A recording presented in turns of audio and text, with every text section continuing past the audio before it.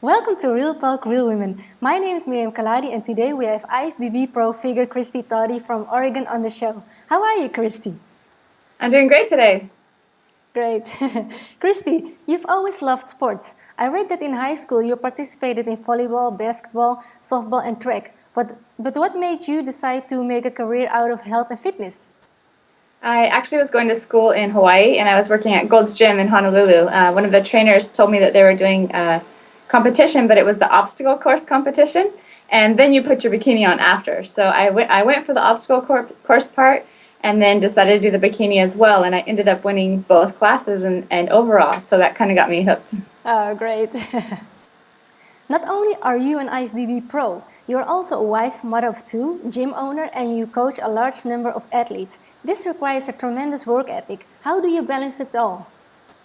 Balance is the key, and you're constantly struggling to find balance. It's important to involve everything in your life. I try to involve my children as much as I can. My daughter is now turning 8, so she likes to help me chop up veggies and kind of do some cardio with me. My son is 1.5, and I actually competed when he was 7 months old.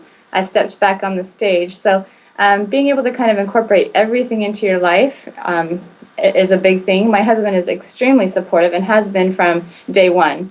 And so just having that support around you is very important. But there's times where I always set my alarm for 3:50, maybe 4 o'clock in the morning, and I've got to get up and do my workout in the morning before the whole world talks to me, including my kids and my family. So that's kind of my time to be able to get my workouts and everything in and start my day off right.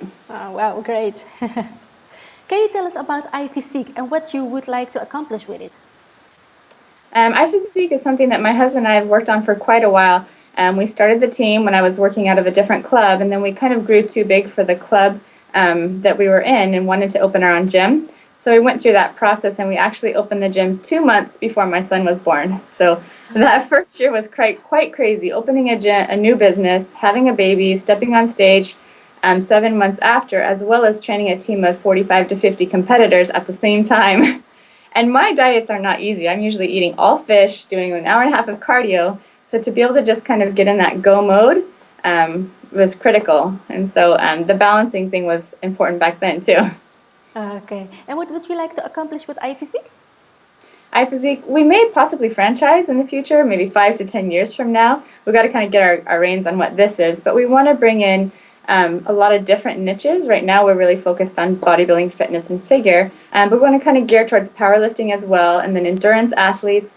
And just my main goal is to empower people to take whatever they do, whether it be competing, endurance runs, marathons, whatever it is, to take yourself to the next level. And even for the mother that stays at home with her children, what are her aspirations, and allow her to take herself to whatever level that she can. Oh, wow, great job. On your website, you stated that you believe that life is not about finding yourself, it's about creating yourself. Can you explain what you mean by that?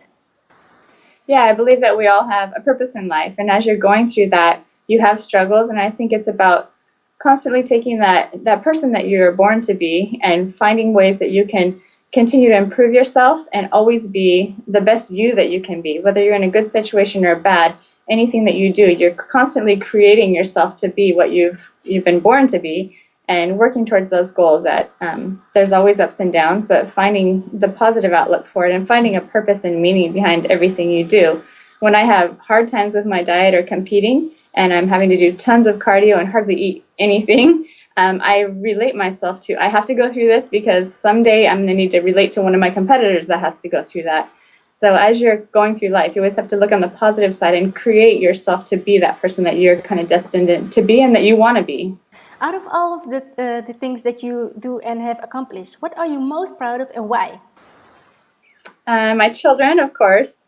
I love them dearly. They're my life, and it's important that, and I keep relating to dieting and competing, but as I do that, it's important to me to sometimes not even let them know that I'm getting ready for a competition, to just, because I don't want to be like, oh, mommy's dieting, I can't do this. Mommy's dieting, I have to do that. It's more making them proud of me just going out and accomplishing my goals without it seeming like I have to go through turmoil to get there.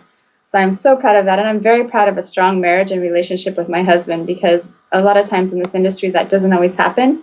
I have to travel a lot and stuff, but having that support and that love and connection with my husband is extremely important to me. So those are some things I cherish the most. Great. How do you help your clients through setbacks and adversity, and how do you deal with it yourself? I have a very strong faith, and so adversity is something that I turn to the Lord and I pray. I mean, last year has to be one of the hardest years I've had in my entire life. And in doing that, I pray, and then I help other people. I don't push faith or beliefs on other people, but I help them to try and see the positive side of things and show them support, that there is a light at the end of the tunnel, and they just have to get through the hard times and keep seeing that and striving for something good. Because if you dwell on the situation that you're in and you constantly are just battling that situation, you'll remain in it for longer, or you'll go through more turmoil, rather than seeing that there's a reason why you're going through that and there's a light at the end of the tunnel. Yeah. And you just mentioned you had last year a hard time. Can you maybe share what happened to you? Yeah, actually, most of my life I haven't had a lot of turmoil, and this last year it wasn't anything extreme maybe to other people, but to me, opening the gym, things I mentioned, opening the gym, having the team, traveling all the time. I missed Mother's Day, I missed Father's Day, my son's first, experiences with me, and just always doing that. I also experienced postpartum depression for a little bit in the summer, and my business wasn't thriving and things were hard, but I had to put on a straight and a happy face from my team and my clients, because me dwelling in that would not help them at all.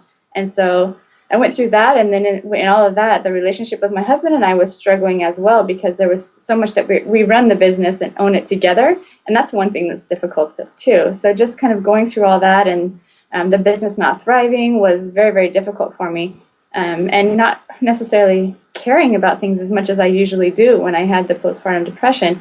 Luckily, it was only for a couple months in the summer that I went through that. But then having support behind me, my brother-in-law and some close friends came together and helped us to help our business to thrive and grow, which in return we went to church more frequently. We did all the foundational things that you need to do to be a good person in general. And we came out of it in January. It's been amazing since then. We've been sprinting and thriving and just had a phenomenal year. So I'm in a much better place now. Great to hear that. And thank you so much for your openness. You're welcome. Many women find it hard to stay in shape after becoming a mother. How have you experienced this, and what advice could you give new mothers? I feel like I'm a better person when I'm in shape. When I'm not in shape, especially as the leadership role that I have with my gym and my clients, that I'm not the right person. I don't have the right attitude, and I'm constantly in a battle with who I am and how I portray myself when I don't feel fit. So it's very critical for me to feel that way. And I've been doing this for 11 years. So it's just kind of, you get in your stride of this is what I do. There's so many people that aspire to be and do something. I feel like I have that leadership role, and it's my responsibility to show people that it's possible to do that. I'm currently dealing with some clients that are off season, or kind of deciding what they're going to do next, and they feel like they either have to be on diet or completely off. And I feel like I'm in the position now that I need to show them what balance is, like we talked about before. I may not be competing this year, maybe towards the end of the year or possibly next year. So it's important that I show people how to be fit just to be fit, not be fit because you're getting ready for a show, but be fit just to feel good about yourself and be good about yourself. You're a nutrition expert. Knowing what you know about nutrition, how do you teach your children about food? It's kind of a hard position, actually. My daughter was born not liking clean food in general, eating a lot of the same things. And it's quite interesting because I didn't eat good food when I was pregnant with her. My son, I ate all vegetables and all fruits and ate amazing, and he'll eat anything right now. He's 16 months and he'll eat all fruits and vegetables. I think a lot of what you eat when you're pregnant will influence maybe what your children eat. But my children are Samoan, so they've got a larger bone structure than most children, and so it's important that I have them eat clean so that they are able to stay at a reasonable healthy weight for their age.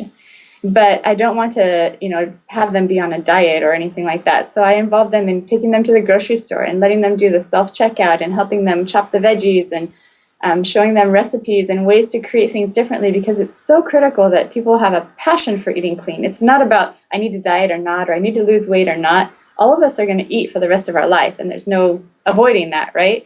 So to teach them to be passionate about it and to find, eat not for taste first, but eat for nutrition first and health and energy, and then make that taste as good as you can. What is the most important life lesson you've learned this far?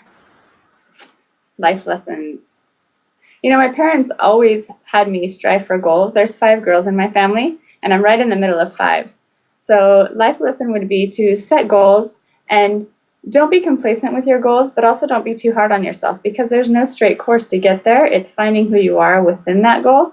And so just having something in front of you all the time that you're going for. And then, like I said before, be the best you that you can be, whatever situation you're in, so that you can feel good about moving forward towards those goals. A goal could be to have a good marriage, to have good health, to run a marathon, whatever it is, but be the best you that you can be and always have a goal out there. So I thank my parents for setting that for me. Okay, and what is your biggest personal goal you would like to achieve long term? Long term, see, I've done a lot in the competition industry. I've been on the Olympia stage 3 times. I haven't been top 5, but I've done a lot with that. Long term, I would say just to have success within my gym and within my family. I run full circle around competing for 11 years, and now I'm really wanting to be a good mother, a good family person. So that's a strong goal for me, but that's not the only thing I want to be. I want to be a successful business owner as well. So thank you for sharing your goal. And where can viewers go to learn more about you? There's a couple places. iPhysiquegym.com. That's our website. I have Facebook and Twitter and LinkedIn and all the other connections that you can have. So those are some. I will make sure to put all the links below this video.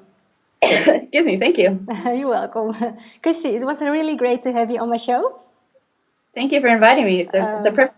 You're most welcome. Is there anything else you feel we've missed that you'd like to cover today? Since we've talked a lot about competing, I want to thank Kim Odo. He's been my coach for the last 6 years, helped me to get my pro card. Excuse me. No problem. Some of my clients and my competitors for their support, and my family for always being there for me. It's not something that they do in the competitive industry, but they support me in what I do. Thank you again, Kristi. Thank you. My name is Miriam Khalladi, and I will see you on the next episode of Real Talk, Real Women.